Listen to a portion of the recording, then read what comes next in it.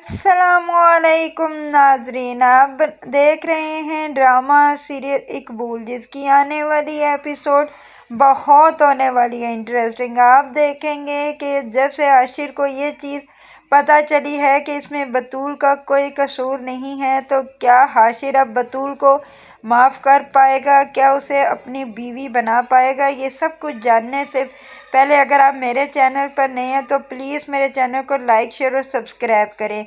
आप देखेंगे कि हाशिर तो बस इसी कश्मकश में था कि ये कैसे हो गया, मैं कभी भी बतूल को साथ नहीं रह सकता और ना ही मैं उसे बीवी मांग सकता हूँ, क्योंकि जो उन लोगों ने मेरे साथ किया है मैं इसे कभी नहीं भूल सकता। यही सब कुछ जब उसकी माँ देखती है तो वो परेशान हो जाती है और वो एक फ़ैसला करती है कि क्यों ना मैं अपने बेटे को काशान के घर लेकर जाऊं, जिसने इसको सब कुछ बताया है। वहाँ पर हादिया भी होती है और सब कुछ सामने ही क्लियर हो जाएगा, ताकि इसके दिमाग में जो सवालात चल रहे हैं उनके ऐसे जवाब मिल जाएं। इधर आप देखेंगे कि वो आशिक को लेकर बिल आखिर हादिया के घर यानी काशान के घर चली ही जाती हैं। जब वो वहाँ पर पहुँचते हैं तो वहाँ पर उसकी माँ मौजूद होती है, तो उस पर वो कहती है कि ज़रा आप काशान और हादिया को बुला दें, लेकिन आइन टाइम वहाँ पर काशान मौजूद नहीं होता और हादिया होती है।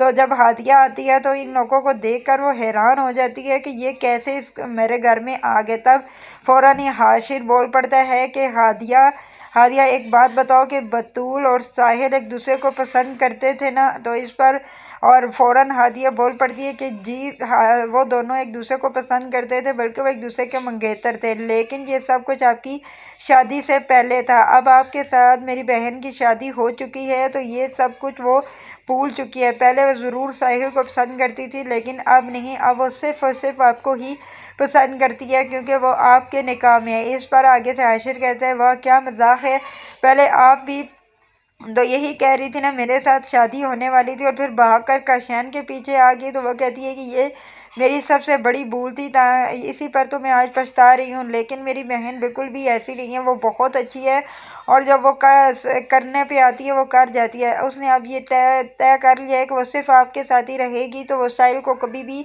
याद नहीं करेगी, या इसकी गारंटी मैं दे सकती हूँ। इस पर आप देखेंगे कि सरवत बेगम खुश हो जाती है और अपने बेटे की शक्ल की तरफ देखना शुरू हो जाती है। इधर आप देखेंगे कि जब वो बाहर जाने लगते हैं तो वहाँ पर काशान की माँ उसे कहती है कि बेटा, शक दीमक की तरह इंसान के रिश्तों को खा जाता है। मैं तुम्हें एक बात ज़रूर कहूँगी कि बतूल बहुत अच्छी लड़की है, उसे खोना मत, क्योंकि उस जैसी लड़की कभी भी पूरी दुनिया में शायद तुम्हें नहीं मिलेगी। इस पर आगे से सरवत बेगम का सीना और फ़ख्र से बुलंद हो जाता है कि इसने एक अच्छी लड़की का इंतखाब किया। जैसे ही वो जाने लगते हैं तो आप देखेंगे कि काशान वहाँ से आता है और इन लोगों को देख लेता है। वो भी हैरान होता है कि ये हमारे घर क्या कर रहे हैं। इधर जब वापस जाती है हाशिर, उनकी माँ और हाशिर, तो घर में जाकर वो फ़ौरन अपने बेटे को कहती है कि अब बेटा तुम्हारे पास कोई चांस नहीं है बतूल को रिजेक्ट करने का। और एक बात जान लेना है कि मुझे अब अपने फैसले पर फ़ख्र हो रहा है कि मैंने बतूल जैसी लड़की को अपनी बहू बनाया। मैंने तुम्हें कहा था ना कि साहिल के साथ ज़रूर वो मोहब्बत करती थी, लेकिन वो शादी से पहले अब वो तुमसे मोहब्बत करती है, इसके अलावा और कोई भी सच नहीं है। इसलिए अब मैं तुम्हें कह रही हूँ कि तुम भी उसे दिल से अपना लो। इधर आप देखेंगे कि बतूल को भी बहुत दुख होता है, उसे पता चल चुका होता है कि अभी भी आशिर के साथ सही सलूक नहीं करेगा, क्योंकि वो इससे नफ़रत करता है। इसलिए वो तय कर लेती है कि अब इसे यहाँ पर नहीं रहना चाहिए, उसे अपने माँ बाप के घर वापस ही चला जाना चाहिए। इधर जब हाशिर कमरे में आता है वो बहुत सोचता है और वो कहता है कि ये कैसे हो गया, मैं तो बतूल को क्या समझ रहा था और बीच में से ये क्या निकली, अब मैं क्या करूँ। लेकिन वो बतूल को कुछ भी नहीं कहता और आकर अपने कमरे में लेट जाता है। इधर आप देखेंगे कि बतूल भी कहती है कि अब मैं हाशिर से कोई बात नहीं करूँगी और ना ही इसे बताऊँगी और मैं यहाँ से चली जाऊँगी। वो अपना पैक करती है और जाने लगती है, तो बस सरवत बेगम बैठी हुई होती है। सरवत बेगम कहती है कि बतूल बेटा कहाँ जा रही हो बैग पैक करके? तो वो कहती है कि आंटी, मैंने फ़ैसला कर लिया कि अब मैं इस घर में नहीं रहूँगी। मैं क्यों किसी की ज़िंदगी में ज़बरदस्ती शामिल हो, जबकि आप जानती हैं कि हाशिर मेरी